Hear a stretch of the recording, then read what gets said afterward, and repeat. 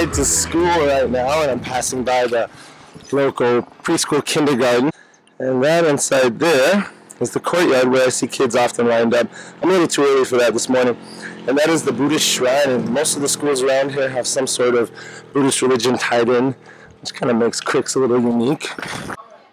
If you look out in the distance, you see our soccer fields to the left. And if I zoom in here, you're going to see a Chinese gigantic idol. It looks like a Buddha, but it's actually the goddess of hope, a Chinese goddess of hope. And if you look straight over the top of all of our buildings, you see a semi-famous Thai temple. In the front are two monks who have kind of been enshrined in gold. But this is a Buddhist temple, and we are kind of locked in between this Chinese idol, the Buddhist temple. And as the highway has come through, the project has been planned. They have had a bit of a say in where our road goes. So for tranquility, there was a certain amount of space that needed to be protected for the temple. And in doing so, it happened to land right on our property. So the buildings we will be losing will begin with that large building, which is our elementary building. It's a really nice building. It's really new. We paid a lot of money for it, and now we're about to rip it down. 1, 2, 3. Wow. Hey, Elmwood, just wanted to show you a little bit of the progress on the new building. You actually hear people banging away. On the right side is going to be our classroom building. There'll be 18 classrooms. To the right side will be the administrative building. The bottom floor, the gray and red, is going to be a cafeteria space, kitchen, and some teacher lounge, student lounge, administrative offices. And the second floor will be our auditorium, which can seat up to 700, which for Chiang Rai is a huge facility. So we're hopeful that's going to be useful for other ministries as well as our own.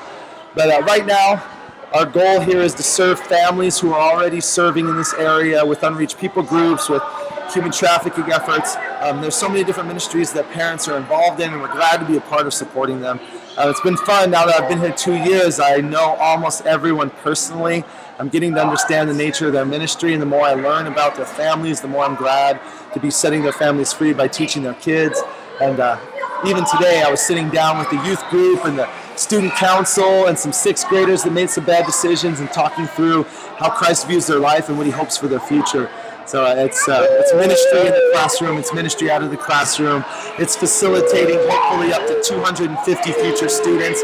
And the court that Cora is filming right now, that she's standing on, this blue thing, which is a little slippery, but we love it, is a place where we've brought down the Shan villagers from Maasai that we work with. The girls there are at risk of sex trafficking, and about 18 of them have decided to follow Christ.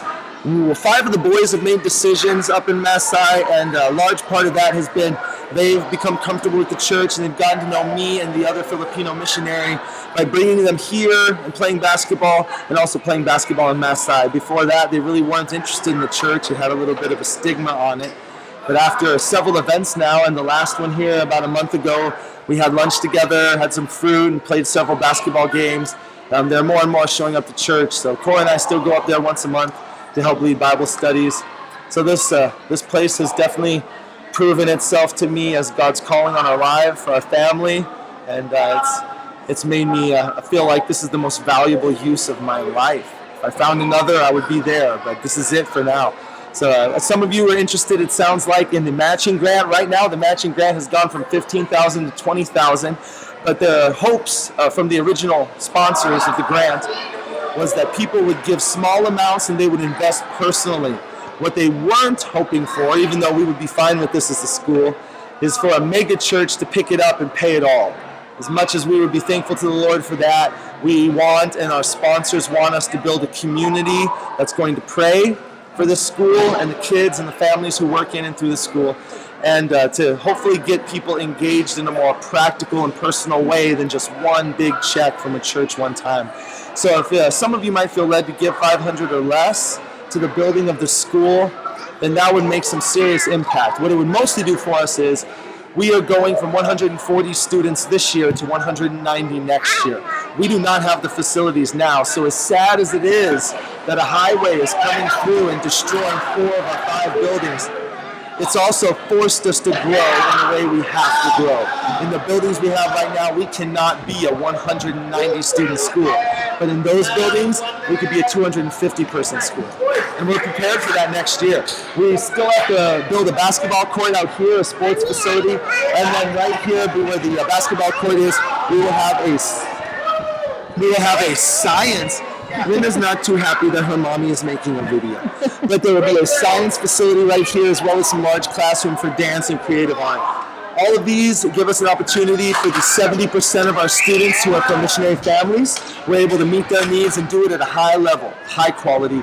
And for those families that are not from believing families, that are from Buddhist backgrounds, we have the opportunity to bring them into this community of faith and offer them the gospel of Christ for some of them 13 years straight. So we're hopeful that these kids, whether they be believers now or not, will become the next wave of missionaries for the name of Christ in Thailand and in Asia as a whole. So if you do want to give, you can go to CRICS.Asia. CRICS.Asia is our school website, and right at the beginning of that website, you will see an orange button that tells you how you can give, and the matching grant is detailed there. Or if you want to contact me, you can find me through sendtheroberts.org. Again, that's sendtheroberts.org. Or if you just want to be super personal, my email is troberts@crics.asia. We love you guys. We're sorry to be far from you, but we thank you for your prayers.